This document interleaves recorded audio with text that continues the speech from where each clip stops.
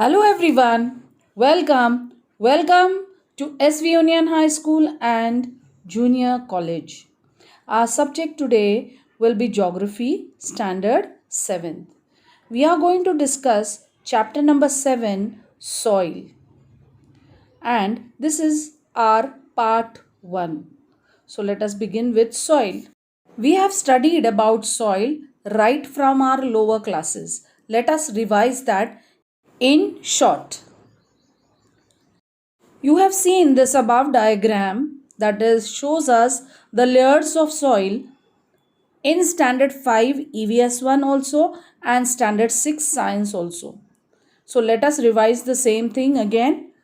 The topmost layer which we can see in this diagram is called as the humus, and this is formed by decomposition of the remains of plants and animals. This layer is very useful for the growth of plant. The layer below that is full of sand, soil, small stones, worms and insects. Soil and pieces of bedrocks are found below this layer of land. This soil is immature. Further below this layer, the proportion of soil decreases and that of the rocks increase. This layer is called the bedrock, and the main minerals in the soil are derived from these rocks. That is why soil in different region is different.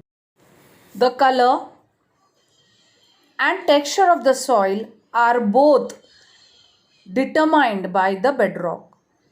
Now let us just revise the process of soil formation.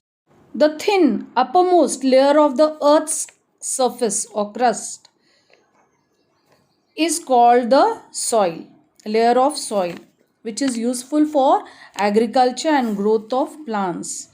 Its thickness is generally less than 1 meter. It contains mineral and biotic materials. The sand and the finer particles in the soil are formed through the process of weathering of rocks and erosion of soil, whereas the humus is created through the decomposition of biotic material. The process of soil formation is very slow process. It takes about 1000 of years for 2.5 centimeter thick layer of matured soil to be formed on the earth. Soil are essential for growth of plants. The climate of the region and the parent rock influence the type of soil of that particular region. Due to the changes in the climatical conditions like very hot or very cold, the bed rocks break down into small pieces. Stones, sand, and soil are formed from these pieces. Microbes, worms, and insects are formed among them. Rodents like mice and rats are also found here. The roots of the trees growing on the land also help in weathering of rocks. This process of soil formation is slow and continuous.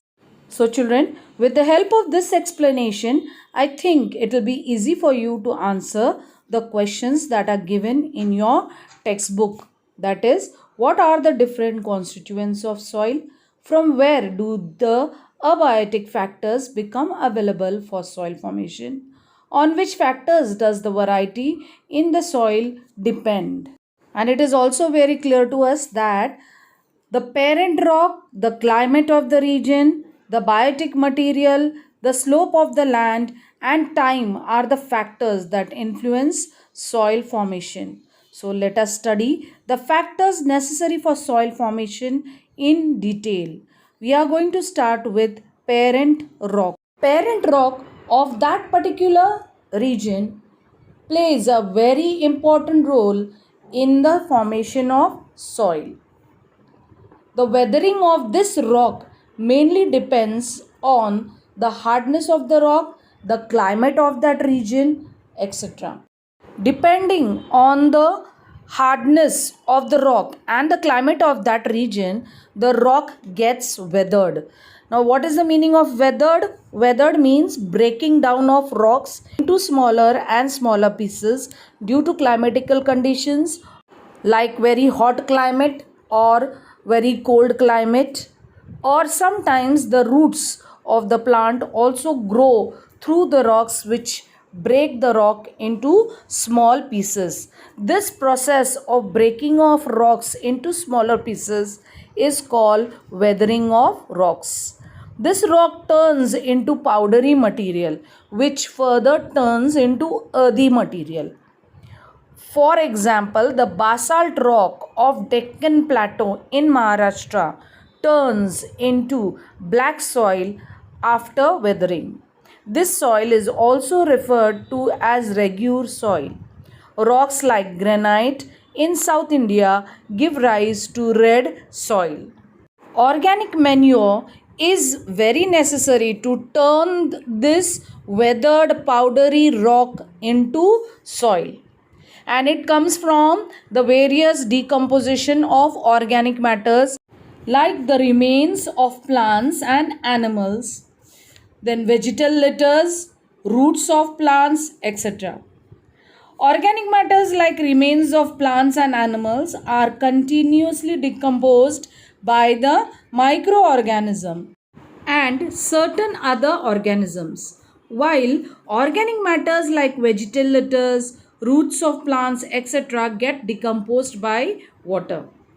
These organic manure then get mixed into the soil and increase the fertility of soil because they produce humus, which makes the soil very fertile. Nowadays, vermicompost is produced on a large scale and its production requires sufficient period of time, organic waste, water, heat, etc. The organic manures help in maintaining the pH balance of soil and increases the fertility. The next important factor necessary for soil formation is the regional climate. That means the climate of that particular region. It depends upon where the region lies. This also is a very important factor influencing soil formation, and weathering of rock is the first step in the process of soil formation. The process of breaking down of rocks, that is weathering of rock, depends upon the intensity of the climate. The climate decides the intensity of weathering of rock, and that is why one and the same type of rock give rise to different types of soil when the rock is exposed to different climates. In the dry climate of Deccan Plateau, weathering of basalt rock leads to the formation of black soil, whereas in the humid climate of Western Sahyadris, the leaching of the same basalt rock leads to formation of lateritic soil. Next factor responsible for soil formation is the biotic material. The powdery material that is formed after weathering of rock is not soil. To turn such powdery material into soil, it is necessary that some biotic material get mixed into it. And these biotic material come from the decomposition of the remains of the plants and animals in that region. The vegetal litter, roots of plant, remains of animals, etc. get decomposed due to the water and microorganisms, and certain other organisms help decomposition of dead remains of organic material. The biotic material thus produced get mixed into the soil and is called humus. If the proportion of humus in the soil is good, the soil becomes fertile.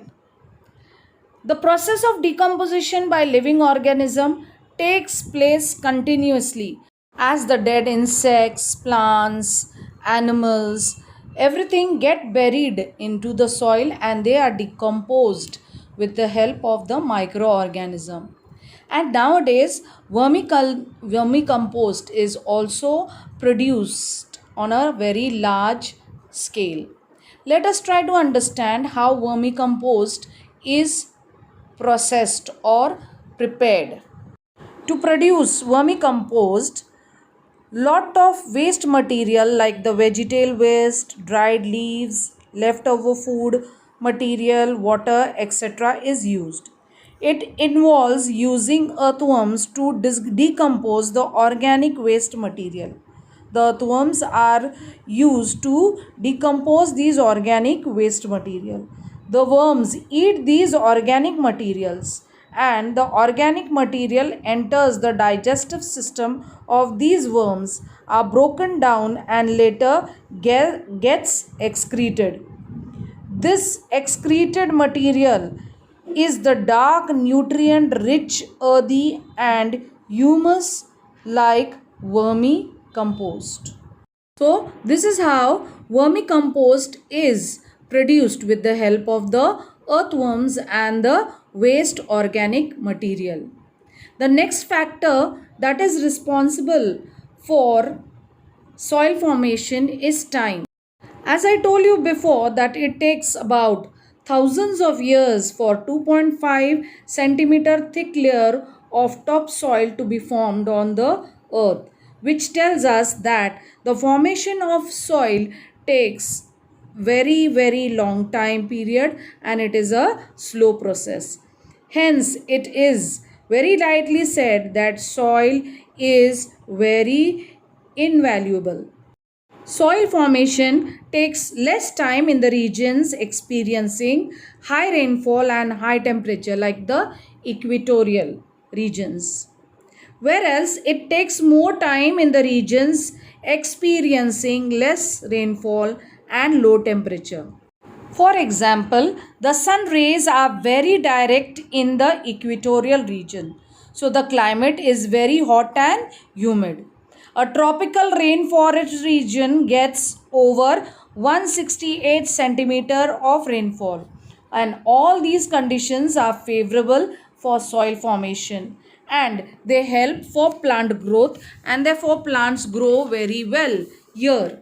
At the same time, a desert is a barren area of land where little precipitation occurs, and consequently living conditions for plants and animal life is very hostile, very difficult.